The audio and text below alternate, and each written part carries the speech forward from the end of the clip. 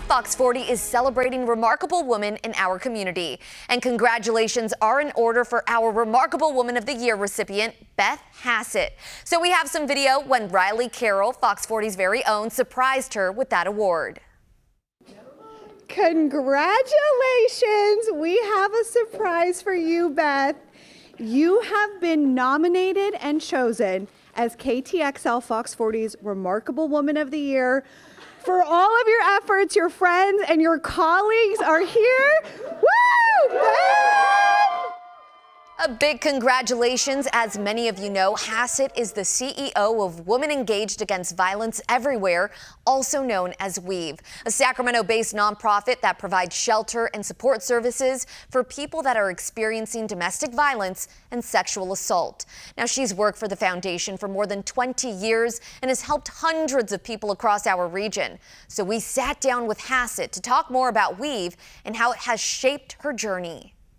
Beth Hassett didn't set out to change lives. I thought I was going to do fundraising for the arts. She studied finance, went to graduate school for communications, thought her future lived somewhere near a stage. I just found that I wanted to have hard conversations with people, think about and talk about issues that impact people. Those conversations brought her to WEAVE, where domestic violence survivors come on their worst day. Back in 1995, Beth was fundraising for the nonprofit, but she was also sitting side by side with survivors, sometimes just hours after an assault. You know, it was their first day.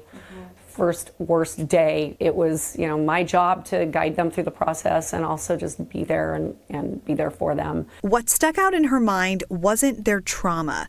It was their resilience. I'm always impressed with how people can sift through what happened to them, arise, and become successful in their lives. That belief that people can rise became the foundation of her leadership and eventually her calling. Beth became CEO more than 20 years ago, and in that time, WEAVE has weathered storms. The recession was rough. She recalls a Friday in 2008 where dozens of careers and lives changed. We laid off 28 people, which was a third of our staff at the time. Then came the pandemic. What do we do with the fact that we've got 40 people living in our shelter and our cottages and they can't go anywhere? And Beth says things are hard even now. And this last year has been really rough. Really looking at some policies and things that are coming down that are at odds with our values as an agency and at odds with encouraging victims to step up and get help. Policies change, funding shifts, the need never stops. Beth admits the cost is real. Now, let me be clear, I have no work-life balance and I have no boundaries. And it's a choice. Because for her, this job is her identity. I exist in this community to make sure everybody knows how they can help WEAVE. But it wasn't always like that. There was a moment she tried to leave, burned out, carrying too many stories. I really hit a wall with vicarious trauma, with hearing people's stories, with feeling disempowered. So she took a step away, tried other jobs, but she came back. I really am my best self when I'm working in this community, activating this community. That's my superpower. And that superpower changed what safety looks like in Sacramento. When Beth took over as CEO, WEAVE's shelters were small, made of cinder blocks, hosting people for just 10 days. So she imagined something different. How can we make it feel more like home? And then she built it. A new safe house with private cottages and supportive housing, permanent places to heal. We want people to leave to where they want to go, and we've achieved that. She didn't stop there. WEAVE now works with businesses, teaching them how to recognize abuse in their employees. That's changing how people think about their role in ending violence. Because Beth believes in the simple mission of WEAVE wholeheartedly. When everyone acts, violence ends. And through all this work, Beth still chooses joy. I do like to have fun. Fun is one of my personal values. She likes to travel, kayak, and have wine with friends. She also loves her grandkids and teaching them what healthy love looks like. How are we going to raise you to know what a healthy relationship is and to make good choices? That question Beth asks at home, work, and she asks it of her entire community. I want to see it through, and I want to see us turn the tide and make people safer in their bodies, in their homes, in our streets. Because 30 years ago at Weave, Beth Hassett never planned to stay, but 2 decades later, she never plans to leave. I'm here for the long haul. Still asking hard questions and believing people can rise, and still showing Sacramento what remarkable leadership looks like.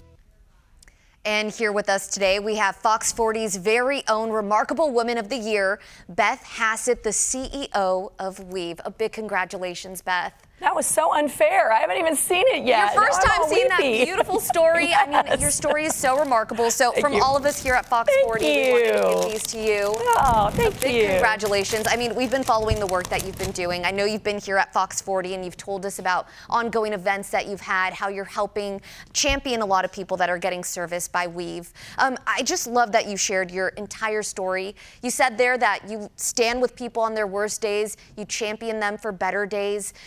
Out of all the time that you've spent at Weave, has there been a story or two that's really stood out to you and given you the motivation to keep doing the work that you do? You know, sexual assault survivors are really inspiring to me.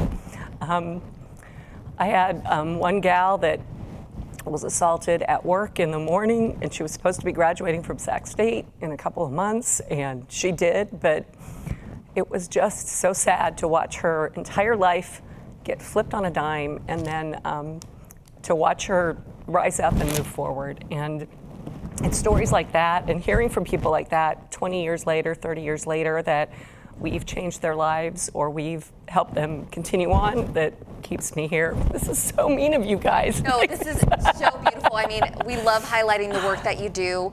It's life transformative work, and you're that source of comfort and support when sometimes people don't have anyone else to turn to. So we just really appreciate you just sharing your story and the work that you've done with Weave. And I also love that you didn't shy away from sharing the entire story there. I mean, there was a moment where you even admitted you were a little burnt out. We celebrate this so much with athletes, right? They step away from the sport, they step away from their calling, they come back in triumph. When you returned to Weave after taking that break, did you find that you were able to get re-energized and your passion was fueled again?